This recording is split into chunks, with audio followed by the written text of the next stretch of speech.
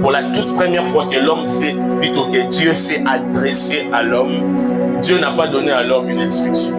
La première fois que Dieu s'est adressé à l'homme, quand il lui a créé, je suis dans Genèse 1, 27 à 28, après avoir créé l'homme, la première des choses que Dieu a dit à l'homme, la Bible déclare que Dieu le bénit. Les premières paroles que l'homme a entendues de Dieu, ce n'étaient pas des paroles d'instruction, mais c'était des paroles de bénédiction.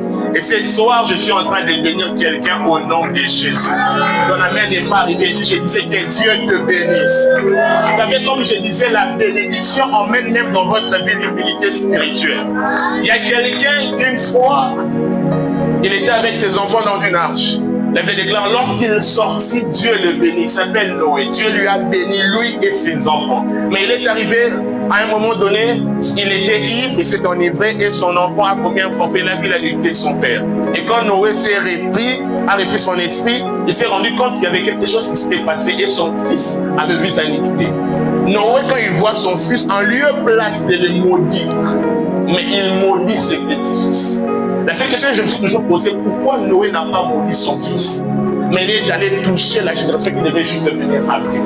Et si on m'a dit, quand ils sont sortis de l'arche, Dieu les avait déjà bénis. Et parce que Dieu avait déjà béni Noé et ses fils, Noé connaissant les principes que celui qui est béni de Dieu ne peut pas être maudit d'un homme.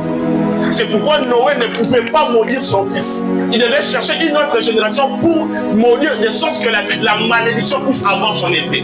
Parce que la bénédiction qui était relâchée par l'Éternel était comme une sorte d'immunité spirituelle. C'est pourquoi vous verrez, lorsque Balak se met à dire à Balaam de maudire Israël, Balaam lui répond, il dit que ce que Dieu a béni, l'homme ne peut pas le maudire. Quand je suis en train de te dire que Dieu te bénisse, je suis en train de relâcher sur toi une immunité spirituelle. C'est-à-dire, si un homme la nuit se tient pour se mettre à maudire ta vie, malédiction là que beaucoup parce que tu es béni de Dieu. Je pensais que j'ai parlé à la bonne personne.